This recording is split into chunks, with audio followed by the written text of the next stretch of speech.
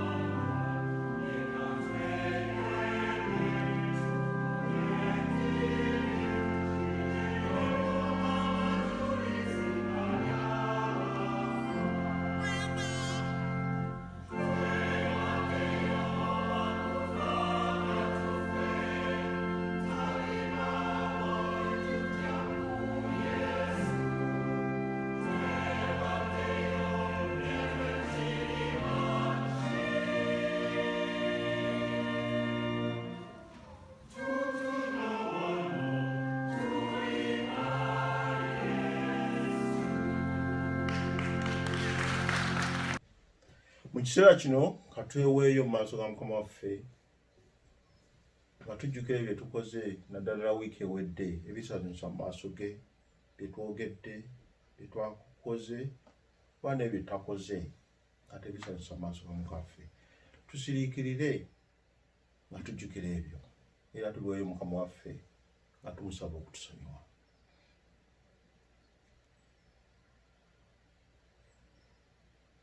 Ayi Katonda Kitaffe, twonoonye mu birowoozo ne mu bigambo ne mu bikolwa, tetukwagadde n'emitima gyaffe gyonna, tetwagadde baliraanwa baffe nga bwe tweyagala ffekka. Otusaasire, tukwegayiridde otusonyiwe ebibi byaffe era otuyambe okuwangula ebisobo byaffe ku bwa Yesu Kristo Mukama waffe. Amiina. Tweyongere okusaba. Essaala ey'okusonyiwa. Mukama ayinza byonna era ow'ekisa ekingi, abasaasiremu abasonyiwa ebibi byammwe byonna, abawe ebbanga okulongoosa obulamu bwammwe, era abawe ekisa n'essanyu eby'Omwoyo Omutukuvu. Amiina. Essaala eyalegulwa ku lunaku luno. Ayi Katonda, gwe yayigiriza empima gy'abantu bo abakkiriza, ng'obawa omusana ogw'Omwoyo gwo Omutukuvu, nga bwe tujjukira leero. Omwoyo oyo atuwe naffe amagezi mu bigambo byonna, era atusanyuse bulijjo n'essanyu lye ettukuvu, olw'obulungi bwa Yesu Kristo omulokozi waffe, abeera omulamu, afugira awamu naawe mu bumu obw'Omwoyo oyo, Katonda omuwa emirembe egitaggwaawo. Amiina.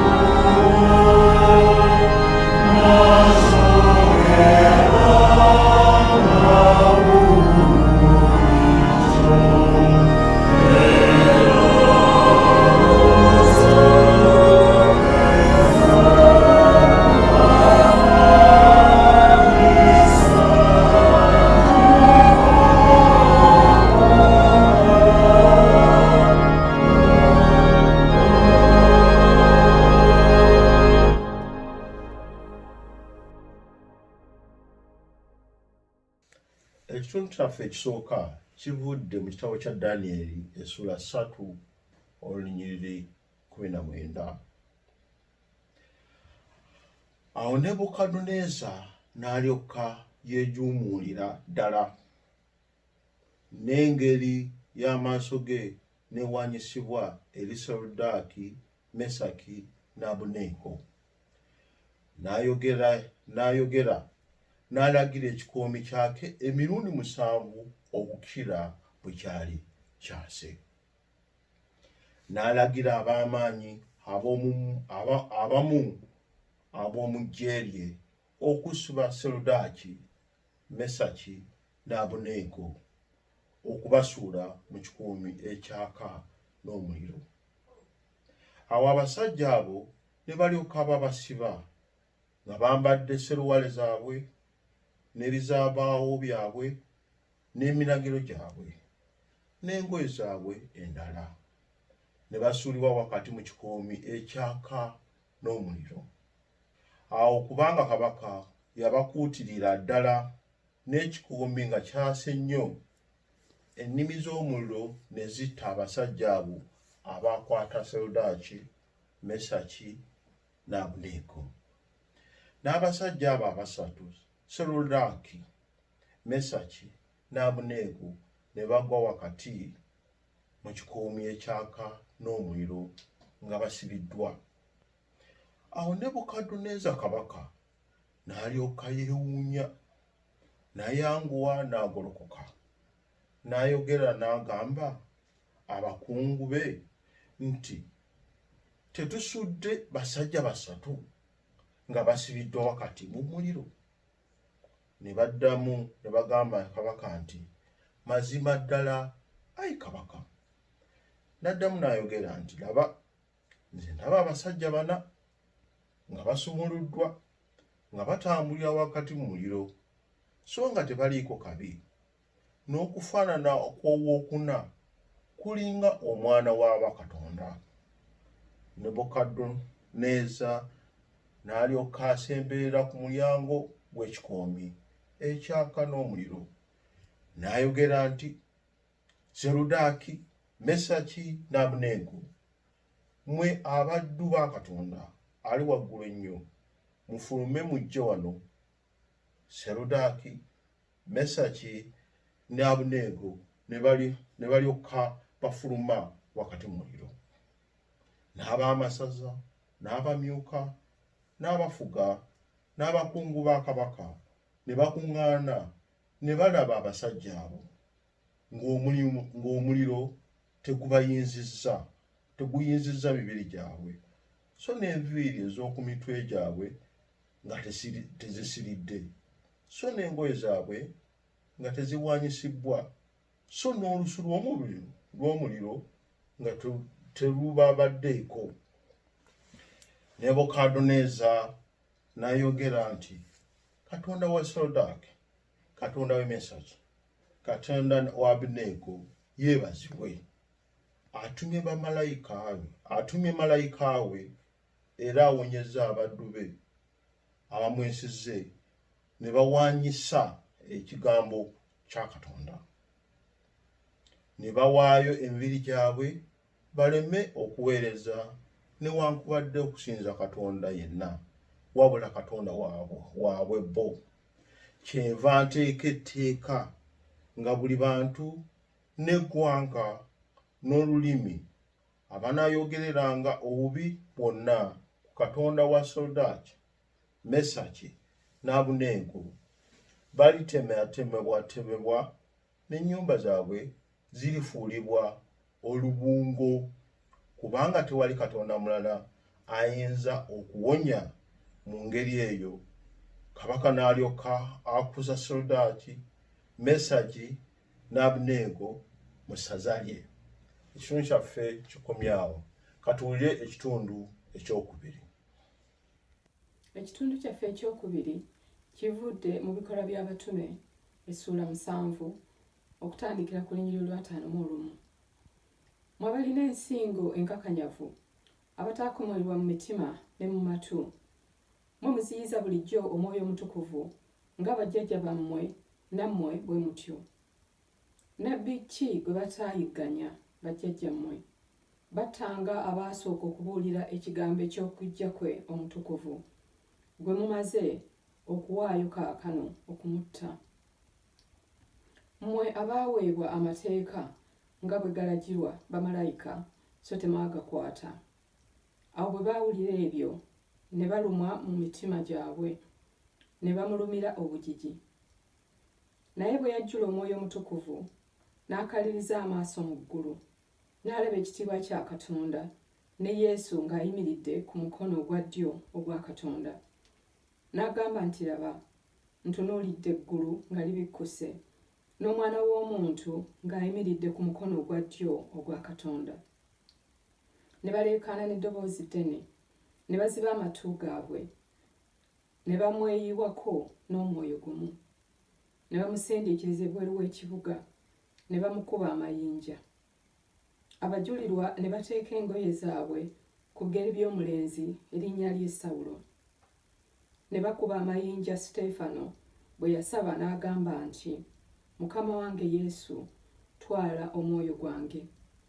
N'afukamira n'akaaba n'eddoboozi ddene nti, Mukama wange, tobabalira kibi kino. Bwe yamala okwogera bw'atyo ne yeebaka. Kati katuwulire oluyimba. Thank you.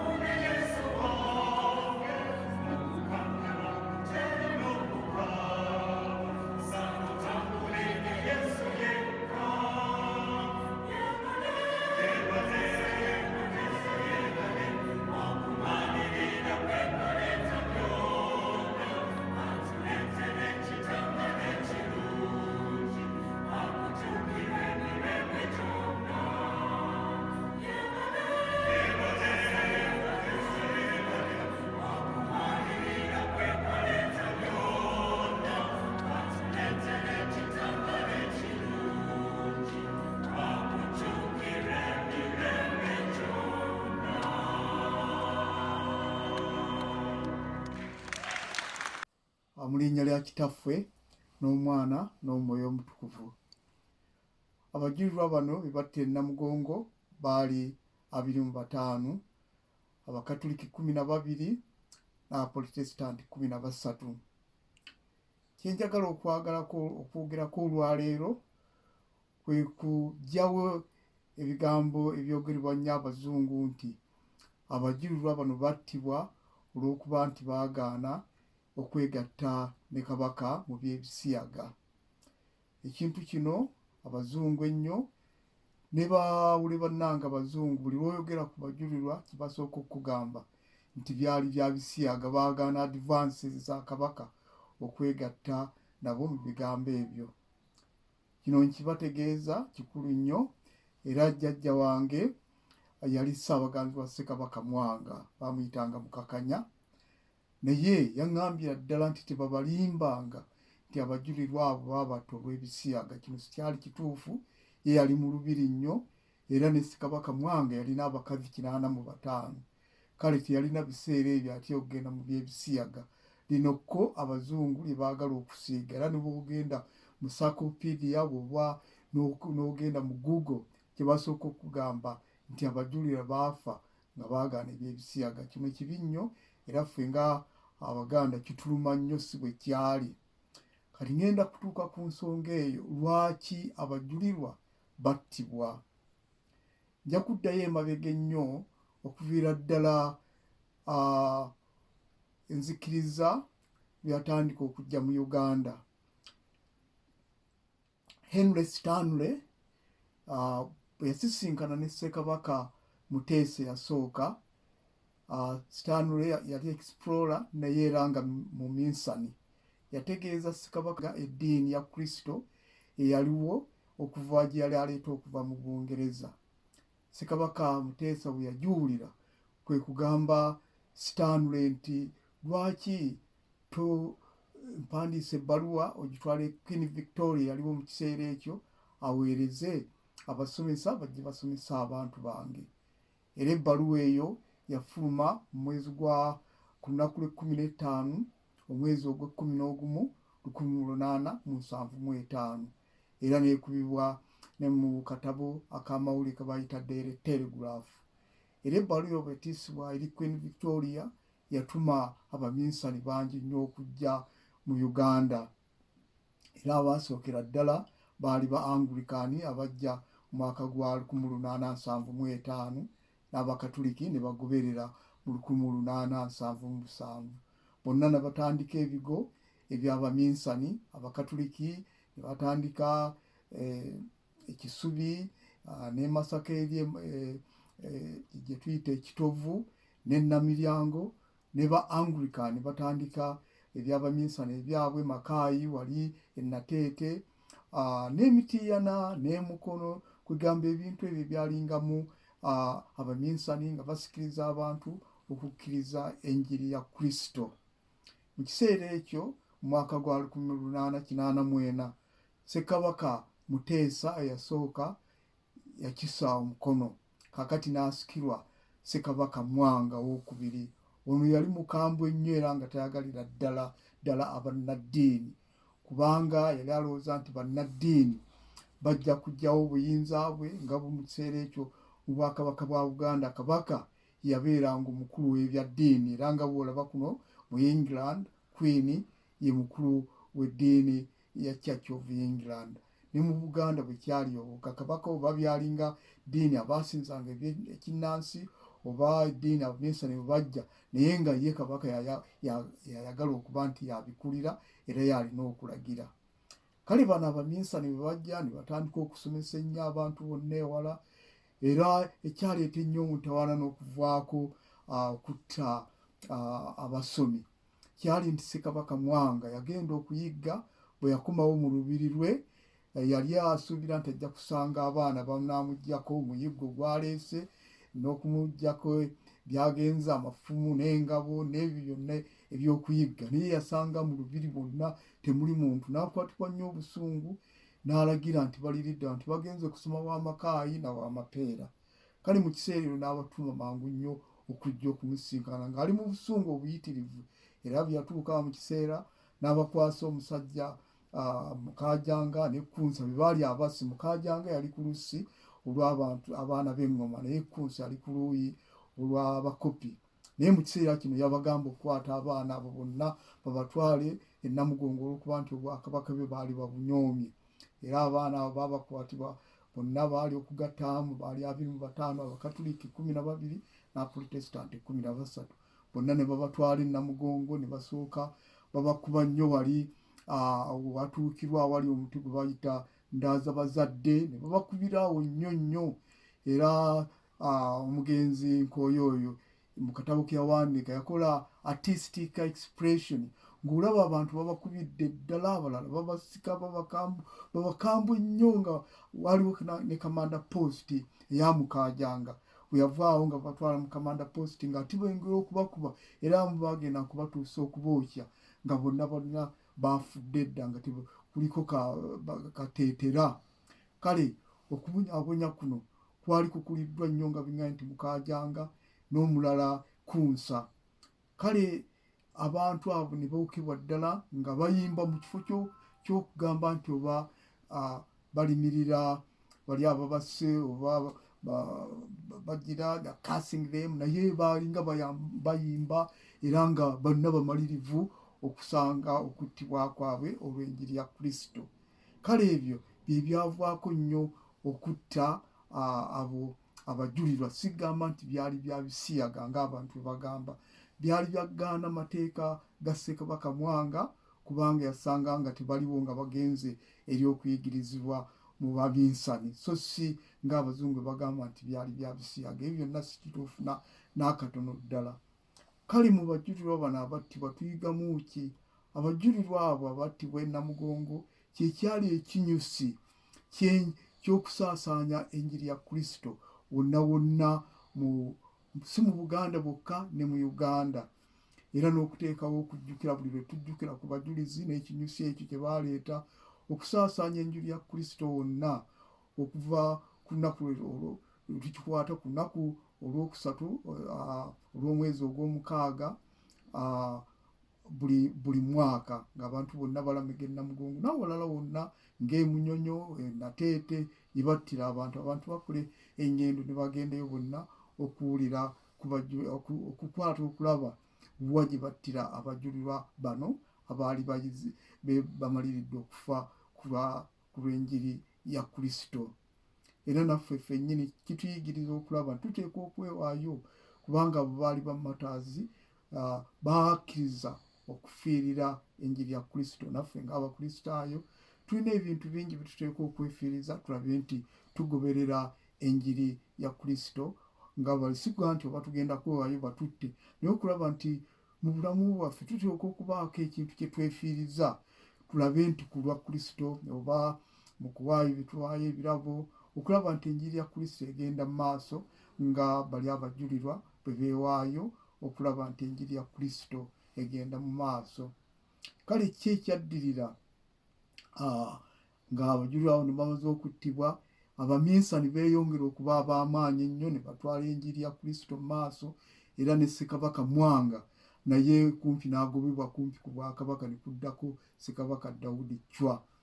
Ssekabaka Mwanga oyo yali yeegasse ne Kabaka Kaabaleego ow'Ebunyolo balwanyise Abaminsani kwegamba balabe nti Mwanga tebamuggya ku bwakabaka, naye Abaminsani baasobola okulwanyisa Ssekabaka Mwanga ne Kaabaleega era ne babakwata bombi ne babatwala ne babangankusiza ku kibuga Sisire kwe tuyita Seychelles. Ekibuga kino bw'ogenda akazinga kano akali Seychelles bw'ogendayo osangira ddala eyo be tuyita Abasesere kwega kiva mu Seychelles kwega kakati be batuuze abali kazinga ako tuyita nti Abasesere, bantu beeru tebali naye nga boogera Oluganda bulungi nnyo era bw'otuukayo oyinza n'okugaa nti oli Buganda. Ekyaleeta kino kwegamba Ssekabaka Mwanga bwe yaddukira kazinga ako bwe yatuuka ate n'awasa Abasesere ne bazaala abaana abo nga basomesebwa Luganda. Kyova olaba nti Ssekabaka Mwanga oba obwakabaka bulinayo abazzukulu eyo ku kibuga ku kazinga ako Seychelles, era bw'otuukayo osangirayo ddala bazzukulu ba Ssekabaka Mwanga. ate ekirala ennyo ekyavaamu okuttibwa kw'abajulirwa twagenda okulaba nti olw'okuba nti beewaayo mu bintu enjiri ya Kristo okweyongera okugenda mu maaso ennyo kyateekawo okulaba nti abaminsani bano baazimba ebigo bingi, amakanisa mangi, katugambe nti ng'ab'ekisubi, ab'ennamiryango, ennamirembe, erubaga. Kaakati ebintu bino byonna n'emukono ne bivaamu abantu abaminsani bwe baasomesezanga abantu beeyongere okuba nga batendekeddwa mu kusinza enjiri ya Kristo. Kale si ekyo kyokka, era n'amasomero agasinga obungi, katugambe nti ng'ogeddeko amasomero ge baayitanga ag'abaminsani, ag'ekisubi, ebuddo, ennyakasula, ennamiryango, nawo bonna bonna n'eggayaza yennyini mugabawala, ennabbingo, bino byonna byatandikibwawo abaminsani abo. Kale abaminsani baasomeseza ddala nga bulungi nnyo, ng'ate tebasaba ssente nnyingi nnyo kati nga bwe kiri. Kale abantu bonna abaavanga amasomero g'abaminsani gano nga bwe ng'ogeddeko nga bavaayo nga basomesezeddwa dda bulungi, era bwe baatwalanga emirimu nti ba civil servants, kubanga baali nga batendekeddwa mu bintu byonna. Katugambe nti n'atwalanga ekyebuddo, siga nti nasomerayo, naye bwe baasookanga okulowoozaako mirimu gya gavumenti be bantu ng'abaavu ebuddo, kubanga kyali kigo kikulu nnyo. Abaminsani okuviira ddala ne ba headmaster bonna abaali ebuddo bonna bonna baali b'abaminsani, ne mu masomero amalala nga Gayaza, Nsuube, byonna byonna amasomero agaalina empisa nnungi n'okutendekebwa. Kyova olaba nti abantu abaavanga eyo baali nga buvunaanyizibwa nnyo. Si nnaku zino nga yemulaba kati eddiini ya Kristo yava mu nsi yaffe Uganda okusookera ddala Amini bwe yali n'abisaabulula byonna, kale n'abazzeewo bano bonna bonna. Eddiini tekyalinga abaminsani bwagirabanga edda abaminsani bwe baali bagitegese. Kale kyakulabirako nti tulina okufiirwa ennyo, naye newankubadde twafiirwa, naye enjiri ya Kristo tekoma. Ne bw'olwana naye ennyo teyinza kuggwaawo. Ne tolaba nti Mukama waffe Yesu Kristo baagezaako ne bamukwata, ne bamukomerera ne ku musaalaba ne bamutta, naye era yazuukira, era enjiri ya Kristo n'egenda mu nsi wonna wonna. Bano apostles abaasigala wonna bagenda nga babuulira wonna mu nsi yonna yonna. Nabano abaminsani abaajja mu Uganda okutandika enjiri byava mu ebyo Mukama waffe byagamba abayigirizwa abo nti mugende mu nsi zonna mubuulire enjiri. Nabano abaminsani abajja baali bavve kukwata njiri eyo. Abooluganda njogedde nnyo ebintu bingi, saagala kubalwisa. Mbaagaliza omukisa gwa Katonda Kitaffe n'Omwana n'Omwoyo Omutukuvu. Amiina. Nzikiriza Katonda Kitaffe ayinza byonna, omutonzi w'eggulu n'ensi, ne Yesu Kristo omwana we omu yekka Mukama waffe, eyazaalibwa omuwala atamanyi musajja Maliyamu, eyali olubuto olw'Omwoyo Omutukuvu, n'abonyaabenyezebwa ku mirembe gya Pontiyo Piraato, n'akomererwa ku musaalaba, n'afa, n'aziikibwa, n'akka emagombe mu bafu, olunaku olwokusatu n'azuukira mu bafu, n'agenda mu ggulu, atudde ku mukono ogwa ddyo ogwa Katonda Kitaffe ayinza byonna, naye alivaayo okukomawo okusala omusango gw'abalamu n'abafu. Nzikiriza Omwoyo Omutukuvu n'Ekkanisa entukuvu ey'abantu bonna, n'okussa ekimu okw'abatukuvu, n'okusonyiyibwa ebibi, n'okuzuukira kw'abafu, n'obulamu obutaggwaawo. Amiina. Katweyongere okusinza kwaffe nga twegayirira. Katwongere okusaba n'okwegayirira. Mukama Katonda Kitaffe, tukwebaza olw'ekirabo eky'obulamu, tukwebaza okutukuuma, tukwebaza okutuusa ku lunaku luno Mukama wange, nga tumanyira nga tukkiriza nti gwe Katonda waffe, nti era toba ggwe twandibadde nti tukyasobola na kussa mukka. Tukwebaza Mukama okutusobozesa okukuŋŋaana awamu mu mwoyo ne tujja mu maaso go, era nga tusaba okkirize Mukama okwenenya kwaffe, twetonda olw'obutali butuukirivu bwaffe bwonna, byonna bye tukoze, bye twakakoze, bye twakalowoozezza ne bye twakoogedde ebitagulumiza linnya lyo, ebityoboola ekitiibwa ky'obwakatonda bwo, ebitaweesa erinnya ly'omwana we Yesu Kristo Mukama waffe ekitiibwa. Otusaasire, otusonyiwe, otusaasire olw'obunyoomi, otusaasire olw'obutatya Katonda, otusaasire buli kyonna Mukama wange ekitusembeza ewala okuva w'oli. Tusonyiwe, otusaasire.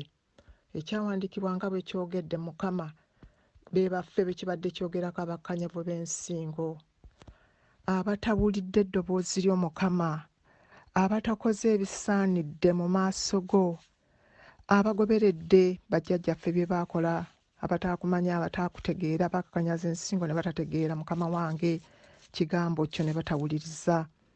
Ffe abataasaddaakibwa mitima n'amatu, naye ku mulundi guno Mukama wange omulungi, otulaze nti gwe wekka gwe Katonda, otulaze nti gwe wekka gw'olina obuyinza n'amaanyi, otulaze nti bw'otoba ku ludda lwaffe Mukama tewali kye tusobola kukola. Kale kyetuvudde tujja mu maaso go Mukama nga tuleeta emmeeme zaffe zimenyese, otusinkane wali obunafu bwaffe Mukama, otwagaze by'oyagala, otukyaye by'okyawa. Tukwegayiridde ayi Katonda, otuddiremu ffe abanaku abalina ebibi. Tujoogeddwa Mukama embeera eriwo kati, kawumpuli eyatulumba Mukama Katonda afuula obujeemu bwaffe, ate era gwe wekka asobola okukituggirawo ekirwadde ekyo. Kitutte bangi, abali ku bitanda bangi, ate naffe Mukama wange bw'okyatabwadde ekisa, tujje mu maaso go Mukama wange nga tukkakkanye ku maviivi g'emitima gyaffe. Tukwebaze, tiweebale kutukuuma, weebale Mukama wange kutwolesa nti gwe wekka gwe nannyini maanyi, gwe nannyini buyinza, gwe nannyini kusaasira, gwe nannyini kusonyiwa. Ayi Mukama, wulira okwegayirira kwaffe, okoola kwaffe kutuuke gy'oli. Tusitula gy'oli ekkanisa yo Mukama yonna mu nsi yonna, n'okusinga ennyo ekkanisa y'Abongereza, wano w'otuwadde omukisa n'otukolera akatuuti ne tusobola okusinza mu lulimi lwaffe, kkanisa ey'Okusinza mu Luganda, St. John's eWaterloo. Ekyo tukyebaliza nnyo Mukama, era tusitula ne gy'oli ekkanisa ey'Oluzungu naye we tuweerereza, era n'amakanisa gonna agasinza mu Luganda wabweru wa Uganda. Mukama wange yongera ogolera omukono gwo ogw'amaanyi, onyweza ekkanisa yo n'olulimi lwaffe Mukama waffe omulungi, twongere okusinza mu bivuga byaffe eby'ekinnansi n'emaloboozi agaffe amazaaliranwa. Tweyanzeege olw'omukisa gwo gw'otuwadde. Tusitula gy'oli Queen wa Bungereza, nannyini omutwe gw'ekkanisa eno ey'Ebungereza. Tusitula gy'oli kkanisa eya Uganda. Tusitula gy'oli abaweereza bonna abaweereza mu kkanisa yo, n'okusinga ennyo ba archbishops, ba bishops ne bonna bawadde ekisa okuweereza mu nnyumba yo. Ayi Mukama, wulira okusaba kwaffe n'okoola kwaffe kutuuke gy'oli. Tusitula gy'oli abafuzi bonna mu nsi yonna. Ekigambo kyo kigamba nti tewali bukulu butava eri Katonda. Naye ate obukulu obwo Mukama waffe tulabika bw'obukwasizza, abamu tebabukozesezza ku lw'ekitiibwa ky'erinnya lye ettukuvu. Naye ate ffe tuli bantu buntu, tetusobola kubasalira musango, wabula tukusaba Mukama bafukeko Omwoyo w'Omutukuvu, okyuse emitima gyabwe egikakanyadde, okyuse ekyo kyennyini ag'amaanyi agakolera mu bo, agabeerabiza nti be bafuga bantu si miti, agabeerabiza nti waliwo aw'amaanyi afuga byonna ebirabika n'ebitalabika. Okyuse emitima gy'abafuzi abo Mukama wange, bonna abalowooza nti baakabi nnyo tebagambwako, bajjukire nti waliyo Katonda, Katonda akola byonna era asobola byonna. Ate Mukama era twandibadde tulabira na kino ekirwadde ekizzeewo kikawumpuli, kubanga ate nabo tekibatidde, naye gwe wekka gwakyusa emitima, gwalongoosa, gwatereeza, obwo obuyinza bwabwesigalira, naye ffe twesize ggwe, tukukoowola Mukama, tuyita erinnya ly'ettukuvu Mukama wange n'omukono gwo ogw'amaanyi bikwate ku bafuzi ab'ensi yonna Mukama wange, naddala amawanga agalimu obutabanguko. Laba eggwanga erya Amerika Mukama kye bayitamu kaakano ogw'omuyaga nagwo guteese. Laba eggwanga eryaffe erya Uganda obutakkaanya obulimu Mukama Katonda waffe omulungi.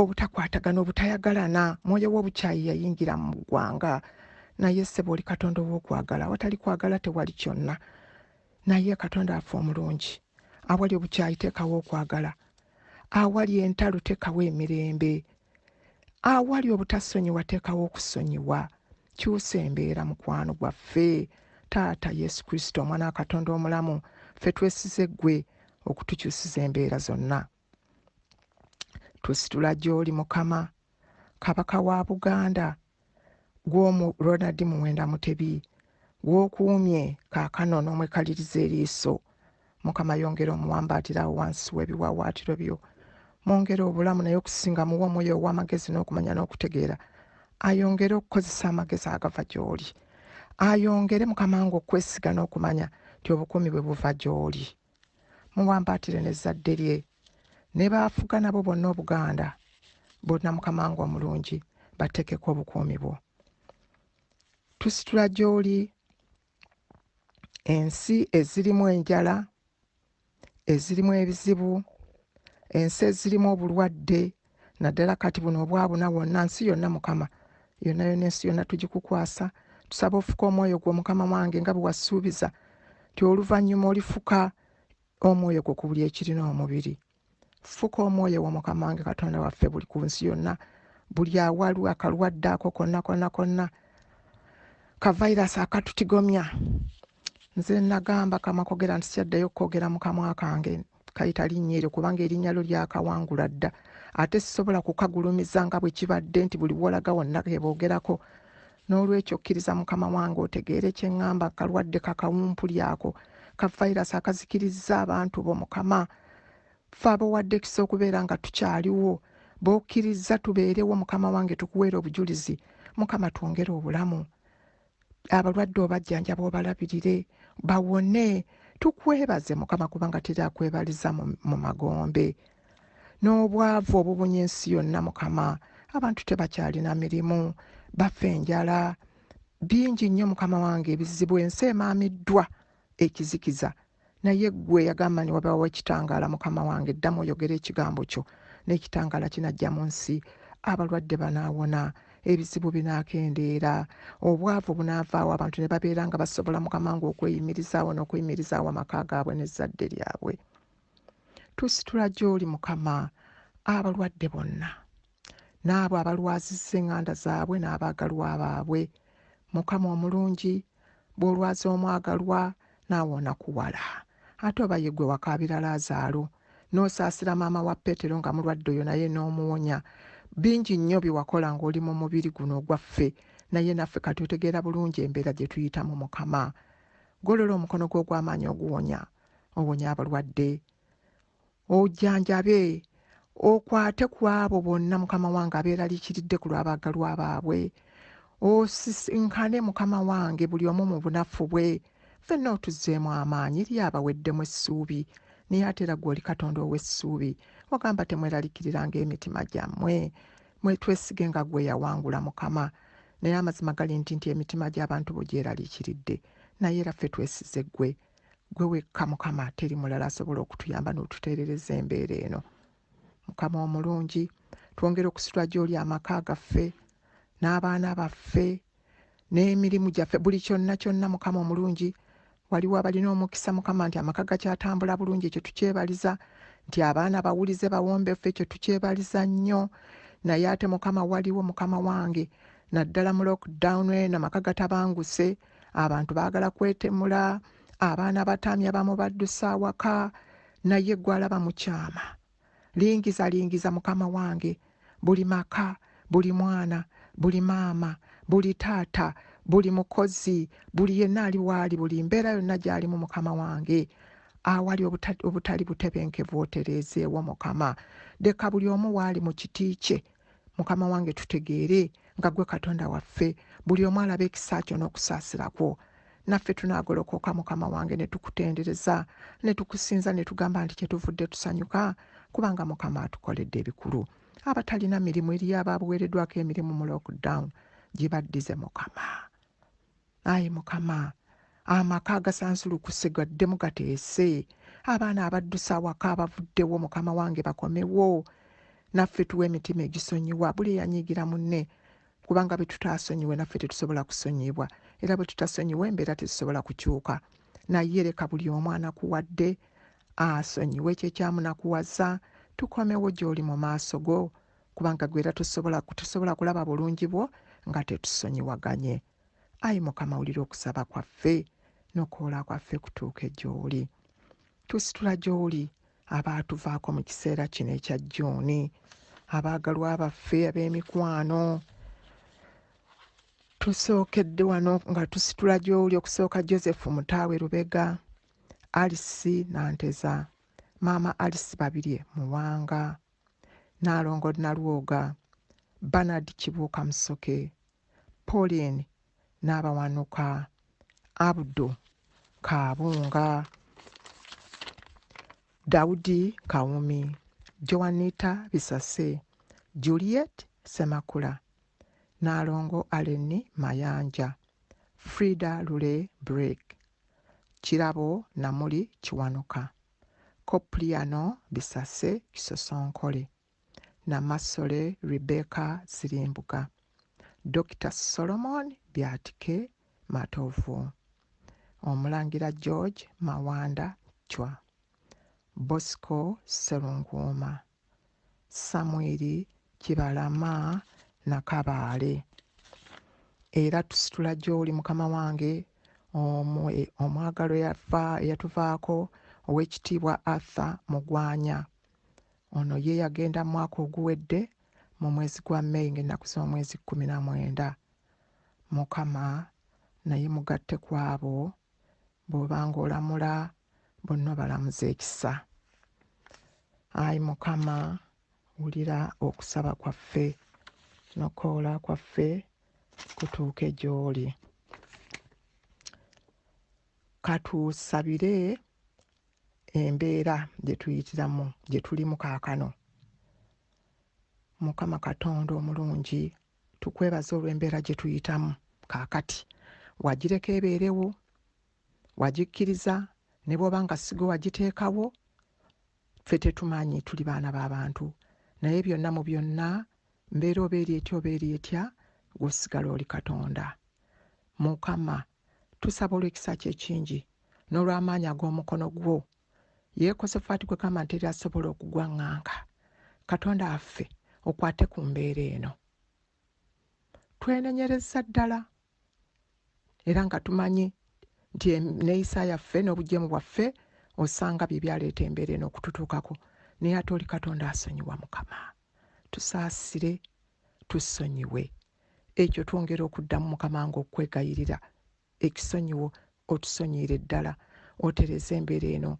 Ebintu biddemu bitambule, abaana baddeyo basome, abantu baddemu bakole, amaduuka gaddemu gatunde, ennyonyi ziddemu zitambule, emirimu gyo giddemu gikolebwe Mukama wange omulungi. Naye ate ku mulundi guno tusaba otufukeko omwoyo w'omutukuvu atuluŋŋamye mu byonna, tuleme okutambula omuwawa, tujjukizenga bulijjo okwagala kwo n'okusasira kwo nti byo bya lubeerera. N'oluvannyuma Katonda waffe omulungi naffe tunajjukiranga nti tetuli ffekka wabula tuli wamu naawe ennaku zonna kuba atusuubiza obutatulekera obutatuvaako. Katusiriikirire tuweeyo ebyetaago byaffe n'okwebaza kwaffe eri Mukama.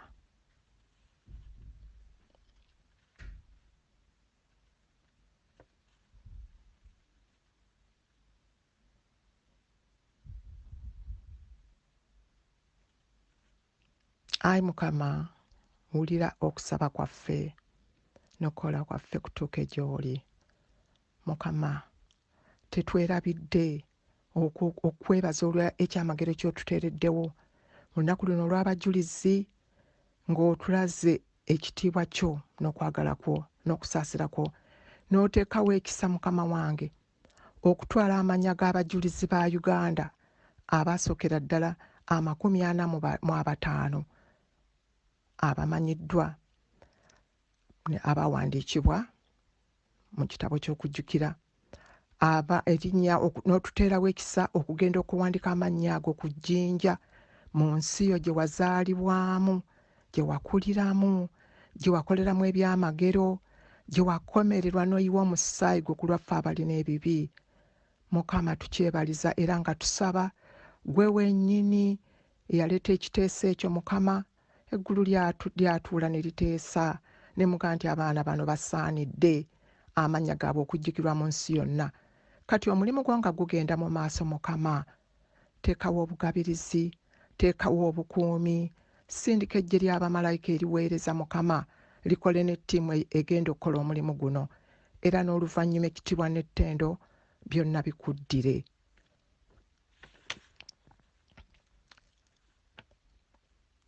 Katwatule ekisa ffenna awamu.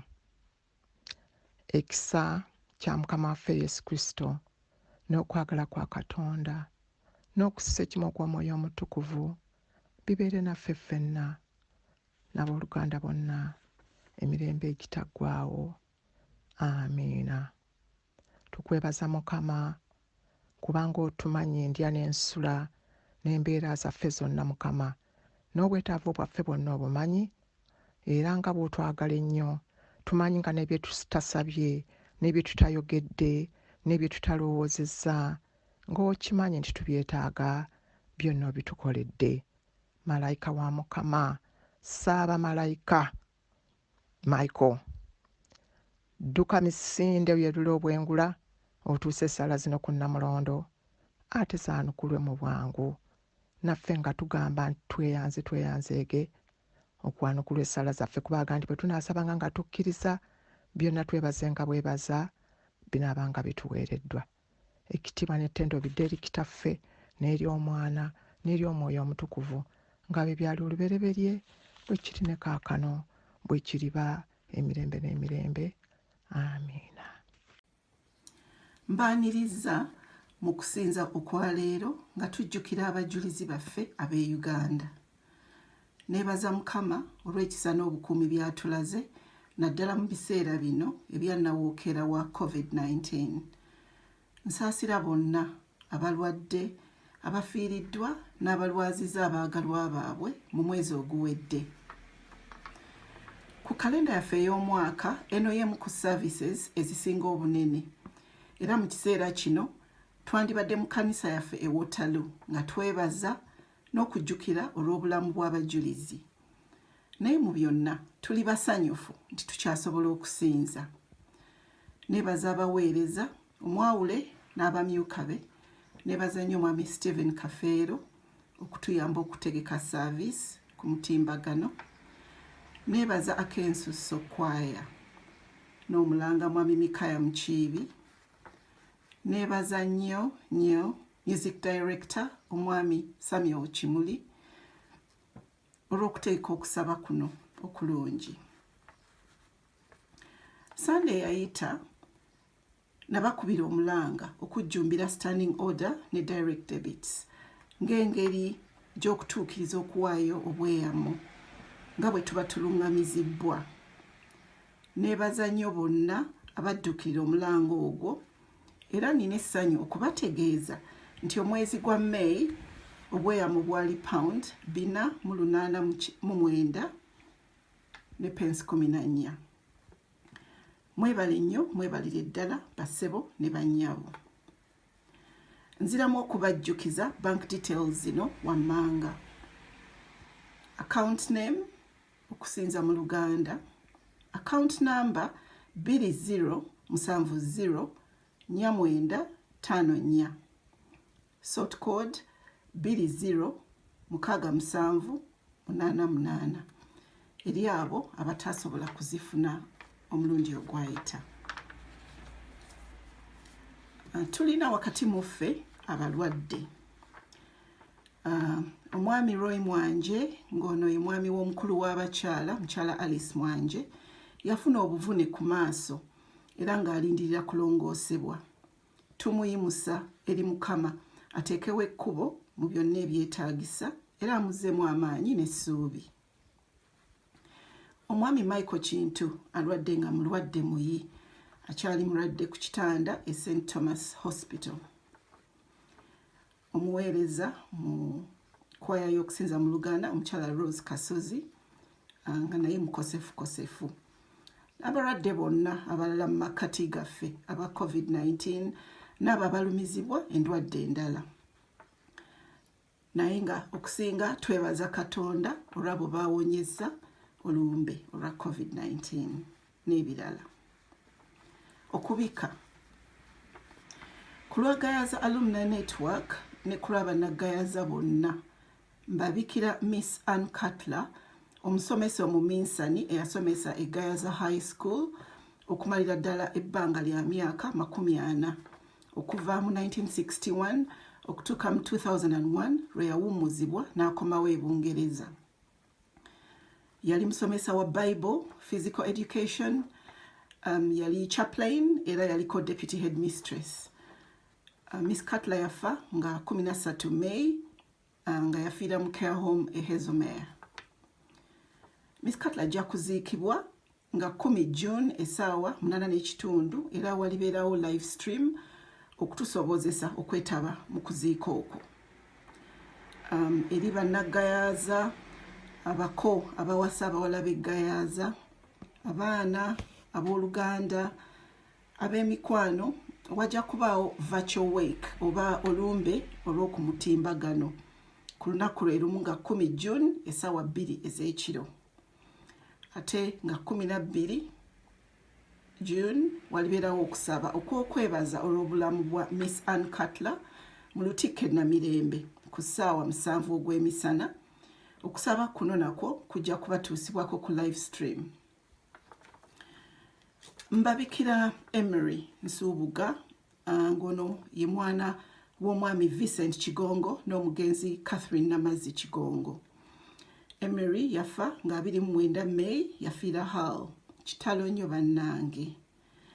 Mukyala Catherine Kigongo omugenzi y'omu ku ba-founder members ab'Okusinza mu Luganda. Tusaasidde nnyo family, taata ne mukulu wa Emery Jimmy Matovu n'ab'enganda n'ab'emikwano bonna. Ntuusa okusaasira eri mukristaayo munnaffe ate nga muweereza mu kkanisa yaffe omukyala Juliet Nannyonjo olw'okufiirwa taata we omwami Julius Semanda eyabeeranga ebbunga. Omugenzi Semanda yafa nga 29 May n'aziikibwa enkeera nga 3 ekyabakuza. Omwoyo gw'omugenzi Mukama aguwa ekiwummulo ekirungi. Mukama abudebude Juliet n'ab'ennyumba yaabwe bonna. Mbabikira omwami John Sentongo mutuuze munnaffe wano ng'abadde abeera New Addington. Yafa nga 28 May. Omugenzi yakola nnyo okukulaakulanya olulimi n'ennono ebya Buganda mu mirimu gy'abadde addukanya mu ntanda ya Buganda mu diaspora. Era ng'omugenzi Sentongo yabadde omusika w'omugenzi Canon George Wilson Sekitoleko. Tusaasidde nnyo namwandu Rebecca Sentongo n'ab'enju y'omugenzi. Mukama amuwe ekiwummulo eky'emirembe. Mbabikira omwami omuzira musajja wa Kabaka Daniel Kamaanyi eyafa nga 2 June n'aziikibwa nga 4 June. Omwami ono muzira nnyo mu byafaayo bya Buganda ne Uganda. Era twebaza Katonda ntwafuna omukisa okumukyazaako wano mu kusinza mu Luganda emyaka si mingi emabega. Mukama amwanirize era amuwummulize mu kisa n'ab'enju ye ababuddeebudde. Omukyala Alice Kironde abika muzzukulu we Colin Semakula II eyafiira e South Africa. Omugenzi yali wa myaka 2 nga azaalibwa omwami Colin Semakula era we South Africa. Tusaba omugenzi Mukama amuwummulize mu kisa n'abazadde be n'ab'enganda abagumye. Babikira omukyala Margaret Namusoke Mukasa eyali abeera South London yafa nga 4 May. Tutuusa okusaasira kwaffe eri ab'enganda z'abagenzi bonna era tusaba Mukama abagenzi abawe ekiwummulo eky'emirembe. Okujjukira abaatuvaako omukyala Christine Kasozi wamu n'ab'enju ye bonna beebaza Katonda nga bajjukira obulamu bwa taata waabwe omwagalwa Oweekitiibwa Arthur Bagunywa eyafa nga 9 May omwaka oguwedde. Nga tujjukira emirimu emingi egyakolebwa omugenzi Bagunywa, kwaya ejja kuyimba oluyimba olwayiyizibwa omugenzi ng'okusinza kukomekkerezebwa.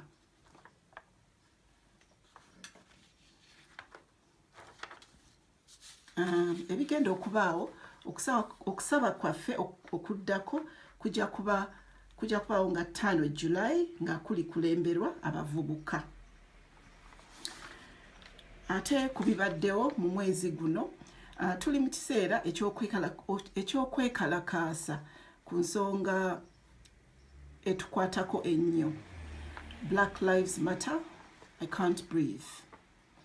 Mbakubiriza bannange okunnyonnyola abaana ku ky'obulabe obubeetoolodde olwa langi y'olususu lwabwe.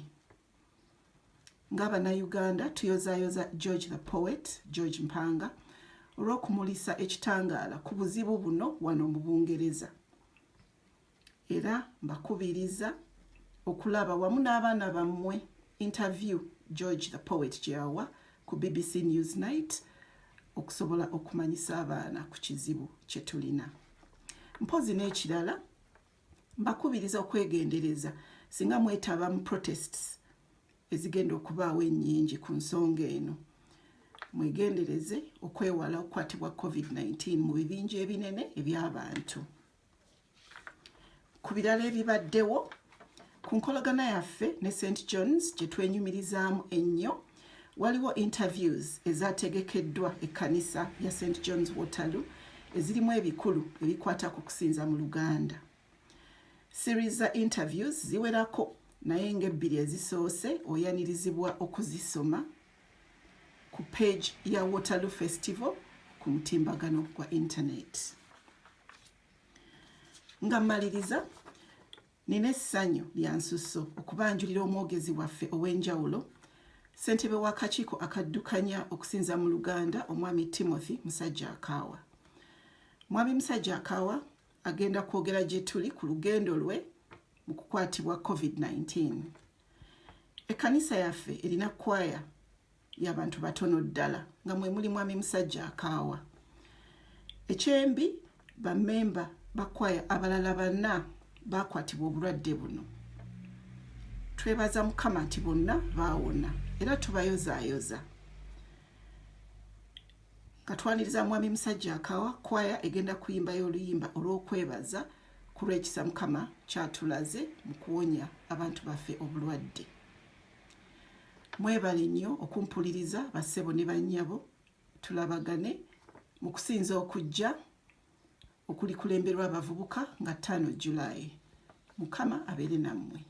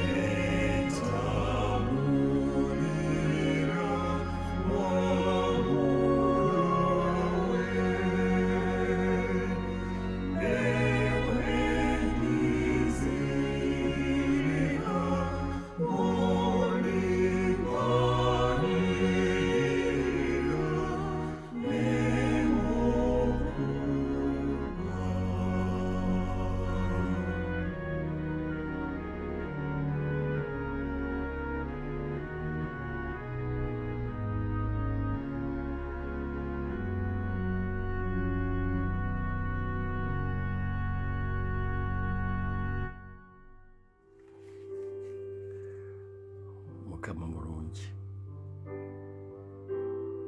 ekiseera kyonna.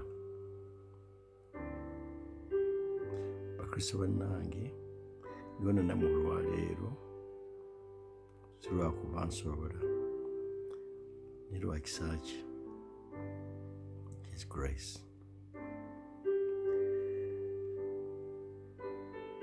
Amazing grace, ekisa ekitenkanika.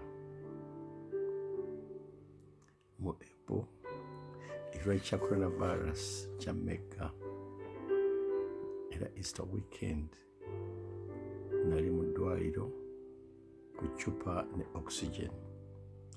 Buli omu ku ffe amanyi abantu bangi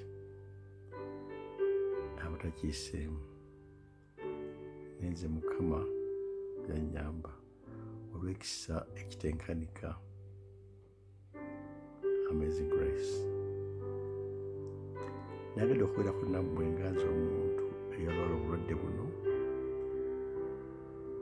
bangi bwe bataayitamu. Era okwogera ku bwatandika butya, era ekisaavuze zaali zitya. Bwe nali mu ddwaliro bampisa batya, bwe bansiibula n'ennaku ze mmaze nga mpona zigenze zitya. N'ekisembayo magezi kigenda okuba nga mmwe abatanakituukako. Obulwadde buno okutandika, twali ofiisi zaffe baziggadde okuva ku endi ya March era nga tukolera waka. Kale naye sisobola kulowooza nti nze Timothy musajja akaawo nja okufuna obulwadde buno bwa coronavirus. Naye omubiri gwatandika okukoowa, nentandika okukolola, temperature zange ne zirinnya ne ziva mu eza bulijjo genda mu 37, tugenda mu 38, netuuka mu 39, kumpi 40. Saalina appetite era kituufu n'essense zange ez'okunyiriza zaali zigenze. Natandika kyewandiise nga okuwunga, nawulira nga maloozi g'abantu naye nga sikike malowoozi ge ndali mmanyidde.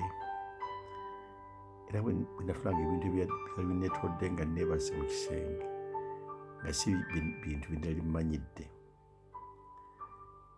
Twakubira 111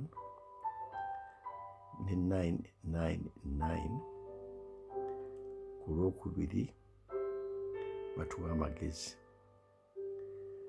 ne batwetoolooza nga batugamba kintu kimu, bw'owulira ebyo by'otugamba kirabika olina coronavirus. Twala Panado 2 emirundi 4 every 4 hours olunaku and self-isolate for 14 days. Wednesday nga 8 April, Maji yasalawo yali takyasobola kundabirira olw'embeera gye nalimu. Naga najja kuntwala e Northwick Park, A&E and KO oba baagala oba tebaagala. Ekyo kyekyamponya olw'ekisa kye ekitenkanika. Amazing grace. Health service yali etya? Sirwa no health service yali prepared mu kirwadde kino, era baali batayagala bantu kugenda mu malwaliro kubanga abantu bangi banduwonye singa bafuna services ffe ze twafuna. Kiyinza okuga nti bw'owulira ng'olina obulwadde okukolola, omusujjasujja, tokyawulira biwunya tokubira 111 gemagezi gokka gekugamba ga gavumenti gotenda kuwuliriza genda butere mu A&E tebajja kugoba. Testi zange zaalaga nti nno amagwe gange gali gatandise okufuna pneumonia. Bankola ECG, chest x-ray ne swabs. Era nali mu waiting room kumala essaawa 6 nga bandantwala mu ward. Bwe nagenda mu ward ngalimu abantu abalala 2 ng'omu ku bo alajjana era alajjana ekiro kyonna. Bwe naviirayo ng'ali mu koma. Mu ward bandabira bulungi naliko okisigiri okumala ennaku 2 era bwe nabanga nina okugenda mu kabuyonjo nga balina okumpa sirinda ngeri nayo. Bwe nimala okutereera ate nga olwo ne ward eyalimu abantu 2 bwe nasangamu ejjudde erimu abantu 6. Omusana aga kiba kirungi singa bansiibula ngende mponera awaka. Naasi ajja okuŋŋamba nti bagenda kunsiibula. Yaŋŋamba nti mu myezi 2 egiyise si bantu bangi basiibudde mu ward eyo. Era bwe nafuluma mu ward nga bansiibudde bwe natuuka mu corridor abasawo banurses ba carers bankubira engalo nga ntambula okufuluma yesigenda kwerabira. Obulamu bwange kaakati nateekebwa ku karantiini kumala ennaku 14 era bwe zaggwako nalowooza nti nja bba bulungi naye nafuna side effects ku trial drugs ebaali bampadde mu ddwaliro ekitambisa bulungi. Nava mu isolation nga 15 May ngoza nti nno nja kuddayo nga bwe nnali. N'omubiri gwange gwali munafu nga n'eddoboozi lyange siringa bwe mwali mulimanyi. Naye kati mpulira obulamu butandise okukomawo. Magezi ki genkuwa? Bw'owulira ng'onafuye oba olina ekizibu tokubira 999 oba 111. Genda butereevu ku A&E tebajja kugoba. Wano we ntuuse nina okusanyuka nga ngamba nti ekisa ekitenkanika kyekyantuusa wano. Njala okwebaza mwenna n'okusigira ddala Katonda eyankwatirira nankomyawo okumusa mu bulwadde buno. Zabbuli eya 23 tugamba nti era n'okadde nga ntambula mu kiwonvu eky'ekisiriza eky'olumbe siitya kabi konna kubanga gw'oli nange. Neebaza essala zammwe n'okukola Katonda okuza obulamu bwange. Neebaza Maaki eyakola obutaweera okundabirira amu n'abaana baffe abaaliwo mu nnaku ez'akazigizigi. Ffenna twesabire twongere okugoberera amagezi ge batuwa obutakotebwa kirwadde kino, okunaaba mu ngalo n'okulaba nti nno hygiene tugissaamu amaanyi. Bannange, stay safe. Mujjira Katonda nti ekisa ekitenkanika,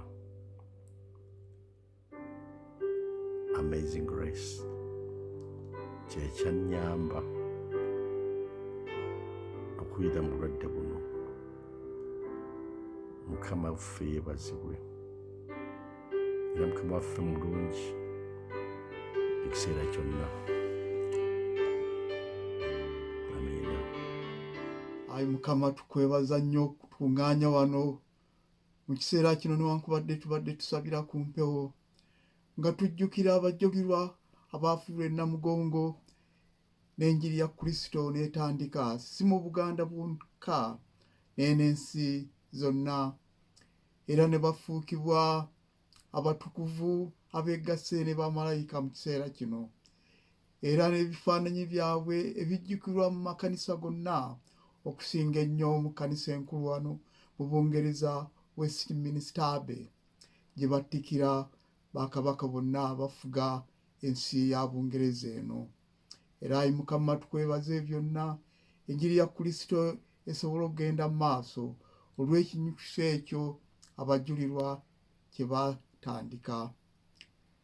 N'emirembe gya Katonda egisinga okutegeera gwonna gikume emitima gyammwe n'amagezi gammwe bireme okubavaako, n'omukisa gwa Katonda Kitaffe n'Omwana n'Omwoyo Omutukuvu bibeere nammwe mwenna ne baganda bammwe n'emikwano gyammwe bireme okubavaako emirembe n'emirembe. Amiina.